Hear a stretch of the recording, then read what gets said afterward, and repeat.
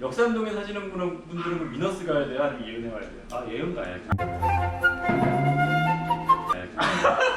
미너스 가야죠. 결석의 진단 방법이 어떻게 되나요? 결석을 진단하는 방법은 일단 요검사 그리고 요검사. 네, 엑스레이 촬영 그리고 초음파 검사 이렇게 나눠볼 수 있습니다. 요검사, 엑스레이, 초음파. 그럼 요검사는 어떤 거죠? 일단 요검사를 하게 되면 요 비중이 나오고요. 그러니까 요 농축이 잘 되고 있는지 농축이 잘 되는 게 네. 비중. 그러면 소변이 뭐 무겁다, 가볍다 이건가요? 네, 정수기 같은 역할을 하는 심장에서 네. 필요한 것들은 몸 안에 혈액으로 다시 돌려보내고 필요 없는 것들을 소변으로 방광에 모았다가 배설하게 되는데 그 기능을 잘 하고 있는지 확인을 해볼 수 있습니다. 그럼 결석 있는 아이들은 비중이 높아야 돼요? 아니면 낮아야 돼요? 비중이 높겠죠. 높으니까 묘에 그 농축이 많이 돼서 결석도 생기는 겁니다.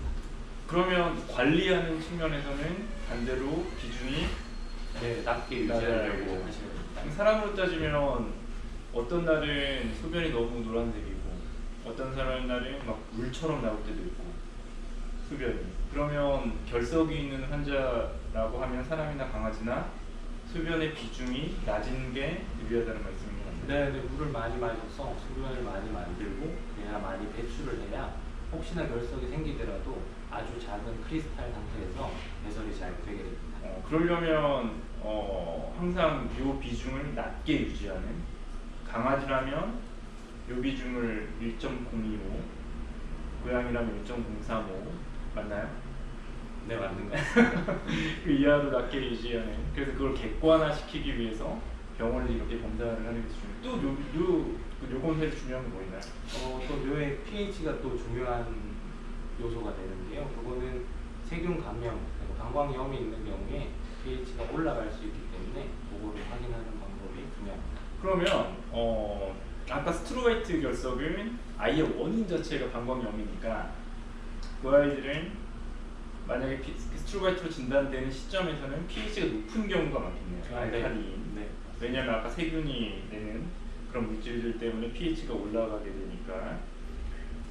그러면 결석이 만약에 요가 산성인 그런 환경에서는 반대로 칼슘 옥살레이트가 또 생기기 쉬운 환경이 될 수도 있나요? 네, 그럴 수도 있습니다. 그러면 이제 환자가 어떤 결석이 있었냐에 따라서 요의 pH를 관리하는 목표가 조금씩 다를 수도 있겠네요.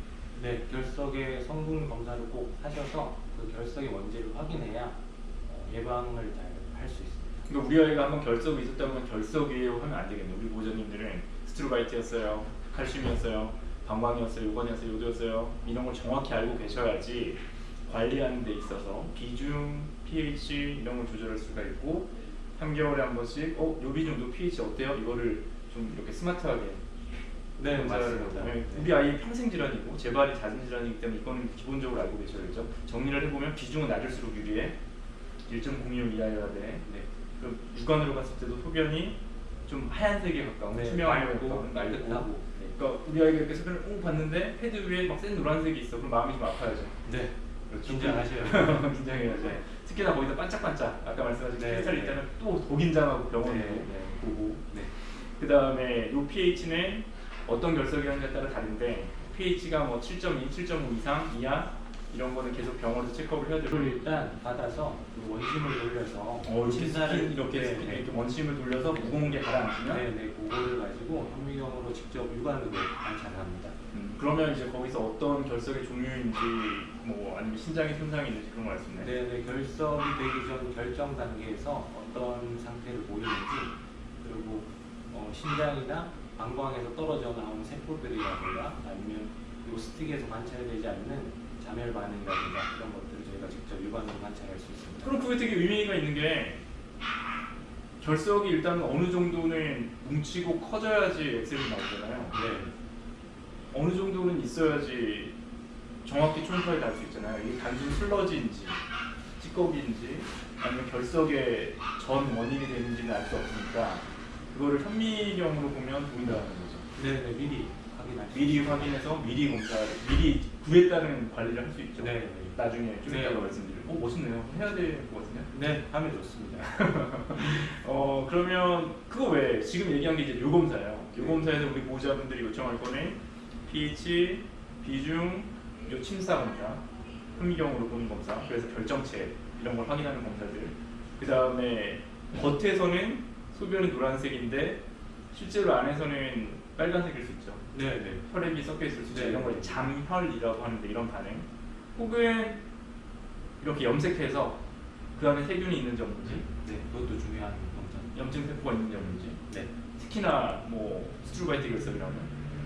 네. 그 다음에 만약에 요를 무균으로 채취했다면 방광에서 직접 네. 주사기를 꽂아서 그러면 세균 배양 검사.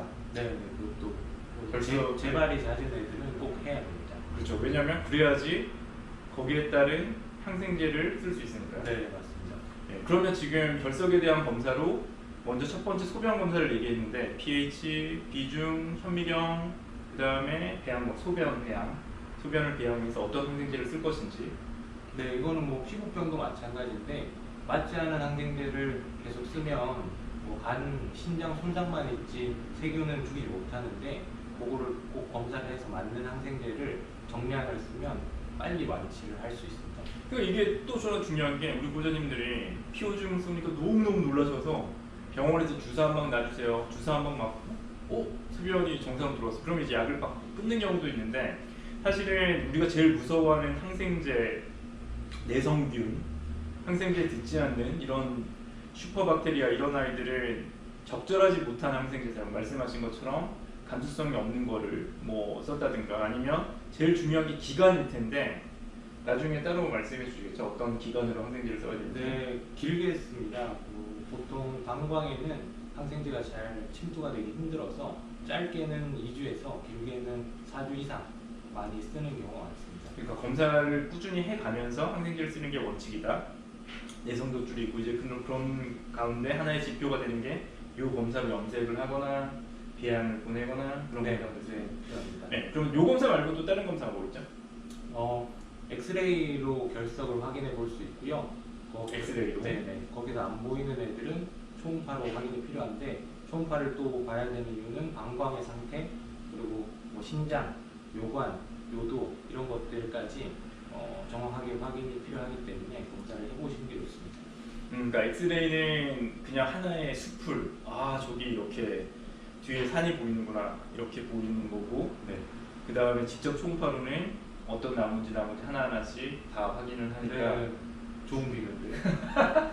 두 가지를 너무 영혼이 없는데 역시. 두 가지를 다 해야 돼요. 하나만 하는 거는 추천하지 않겠네요.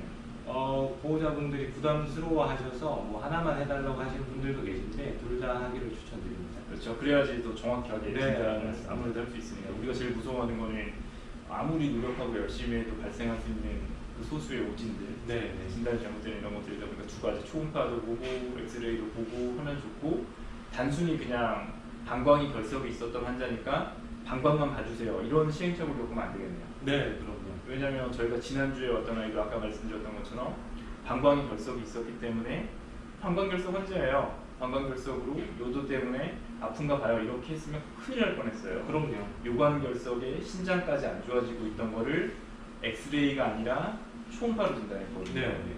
엑스레이로 물론 요관결석이 보였지만 초음파를 통해서 신장에 물이 점점 고이고 있다, 신장에 물이 차고 있다, 신장이 막혔다는 걸 진단했던 환자이기 때문에 엑스레이, 초음파 같이 보는 게 굉장히 중요하겠네요. 네. 요관결석 같은 게 발견이 되면 신장에 물이 차서 신장 기능이 떨어질 수 있기 때문에 꼭 혈액 검사도 같이 하는 걸 추천드립니다. 그러면 단순 방광결석이 아니라 신장에 결석이 있거나 요관에 결석이 있다면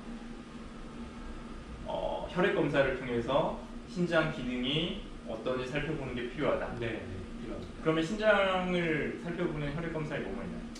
뭐 여러 가지 종류가 있는데 기본적인 혈청 검사에 포함된 비유엔 크레아티닌으로 확인을 할 수 있고 그리고 요새는 SDMA라는 검사를 통해서 조기에 신장 질환을 발견할 수 있습니다. 좋은 것 같아요. 저희도 그렇게 하고 있고 네. 또 하나는 이제 전신적인 탈수 상태.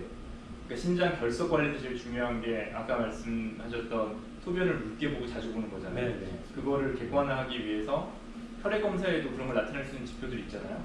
뭐 총단백질 알부민 아니면 뭐 PCV 네. 뭐 이런 거를 같이 해서 보고 신장 수치까지 이렇게 비유행 크레아틴 SDMA.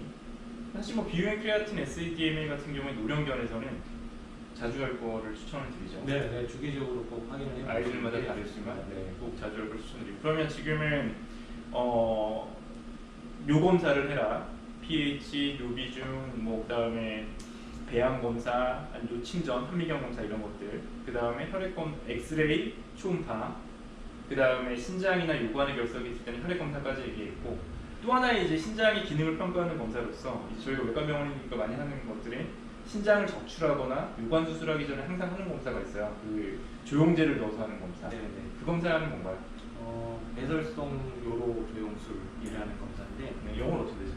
영어로는 찾아보시면 됩니다. 네. 구글에 치면 다 나오니까. 구글에, 네. 네. 그거는 그 개통성을 확인하는 검사인데 그 거꾸로 그 조영제를 넣어서 이게 개통성이 잘 들어있는지 확인을 하는 거죠. 그러니까 지금 이게 무슨 말씀이냐면 이제 그 소변이 이렇게 나가는 길이 이렇게 쭉 있을 텐데 신장에서 요관, 방광에서 요도. 근데 이제 얘네가 사실은 소변이라고 하는 게 혈액에서 만들어진 거잖아요. 네. 그러다 보니까 혈관으로 조영제를 넣어서 소변으로 만들어지는 길을 검사해서 신장이 살아있다면, 기능이 있다면 정해진 시간 안에 만들어야겠죠, 소변을. 네. 그래서 그런 것들, 아니면 반대편 신장이랑 똑같아야죠, 항상. 얘는 일을 잘하는데 얘는 일을 잘 못해, 신장이. 내려오는 속도가 달라. 그러면 뭔가 문제가 있는 거예요. 네. 그런 걸 평가한다든가 아니면 거꾸로 요 도에서 조영제를 넣어서 실제로 방광이랑 요도 사이가 건강한지 이런 거. 수의사의 판단에 따라서 그렇죠. 뭐 선택해서 네, 하시면 조영제를 넣는 검사도 있다 알아두시고. CT 촬영은 하시나요? CT 촬영 필요하면 해야죠. 저희 병원은 없습니다. 저희도 없어요. 하지만 이제 저희가 외과병원이니까 우리는 외과 수의사니까 그렇죠. 크로스. 네. 가끔 뭐 이렇게 선천적으로 요실금 있는 아이들, 한 살인데 요실금 심한 아이들, 이런 아이들은 이소성 요관이라고 해서 네네. 그 요도가 요관이 다른 곳에 붙어 있는 경우들이 있는데 그런 경우는 CT를 촬영하고 오셔야지. 저희는 없지만 없지만 CT를 촬영하고 오셔야지 정확히 요관의 위치를 알아서 거기에 따른 수술을 해드릴 수 있죠. 네, 뭐 저희 미용사분이 키우는 강아지도 한 마리 있었는데 되게 어린 나이에 그렇죠. 확인을 하실 수 있고요. 잘 때 오줌을 지린다거나 네. 그냥 줄줄 흐르는 경우에 확인을 꼭 해보시죠. 그렇죠. 그럴 때는 CT 촬영이 필요할 수 있다. 그럼 정리해 보면 진단에는 요 검사에는 pH, 비중, 그 다음에 뭐 세균 배양 항생제 검사, 현미경으로 보는 검사 등이 있다. 그 다음에 엑스레이 초음파, 신장이나 요관의 결석이 있으면 혈액 검사, 특히 SDMA 신장 나타내는 혈액 검사, 그 다음에 더 필요하면 조영수술, 네. 조영술, 네. 그리고 조영제를 넣는 검사, 그 다음은 CT 촬영까지. 그러면 좋아요. 방광결석이 그래서 우리 아이 수술 받았어요. 아니면 방광결석 진단 받았어요. 얼마에 한 번씩 검사해야 돼요? 그것도 마찬가지로 아기 상태나 뭐 생활 환경, 습관 등에 따라 다른데 초기에는 한 1, 2주 간격으로 꼭 확인을 하시면 좋고요. 그 다음에는 수의사 판단에 따라 1개월에서 3개월 정도 간격으로 검사하시면 원장님은 얼마에 한 번 하세요? 애들에 따라 다른데 초기에는 한 1주 간격으로 오시라고 말씀드리고 그 다음에는 1개월 간격, 그 다음에는 3개월 간격. 좋네요. 그러니까 초반에는 일주일, 그 다음은 한 달, 그 다음은 3개월 이렇게 간격을 단계적으로 늘려가는 게 너무 좋고 그러다 보니까 이제 주치의병원이 필요한 거예요. 네네. 그러니까 막 2차 병원, 대학병원 좋은 게 아니라 사실은 이제 방광이나 요도 이런 그쪽 초음파는 저희 외과도 할 수 있어요. 그죠? 네, 그러니까 네. 꼭 영상 전공의 선생님 이런 선생님이 필요하지 않고 동네에 있는 병원 선생님은 더 잘 봐요 저희보다. 그럼요. 그렇죠. 네. 그 내과 선생님들은 뭐 더 잘 보실 수 초음파에 더 익숙하실 테니까. 네, 네. 사실 전 초음파를 아예 안 보거든요. 네. 초음파 본 지 몇 년 지났어요. 4, 5년 된 것 같아요. 워낙 잘 나가시니까. 아니 그런 건 아니고. 그래서 저는 못하는데 동네에 계신 원장님들 다 잘하세요. 네. 엄청나요. 네. 어마어마해요. 네. 그러니까 가까운 병원이 필요한 거예요. 결석 환자들이. 네, 맞죠? 주기적인 관리가 필요하기 때문에. 가까운 병원들은 그러면 역삼동에 사시는 분들은 미너스 가야 돼요? 아니면 예은에 가야 돼요? 예은 가야죠. 미너스 가야죠. 아, 네. 미너스 형님 먼저. 네. 아우 먼저. 저 예, 미너스 먼저. 그래서 가까운 병원에 짧게 자주 가야 돼요. 그러니까 결석 환자들은 반드시 바로 앞에 주치의병원이 있으셔서 요검사든 엑스레이든 초음파든 필요한 검사를 주치의 선생님이 얘기하는 검사를 최소 3개월이에요. 초반에는 짧게 네. 자주 하는 게 필요하다. 네. 맞습니다. 전화 왔네요. 전화 잠깐 받아도 될까요? 네. 여보세요? 고객님, 제가 이런 전화가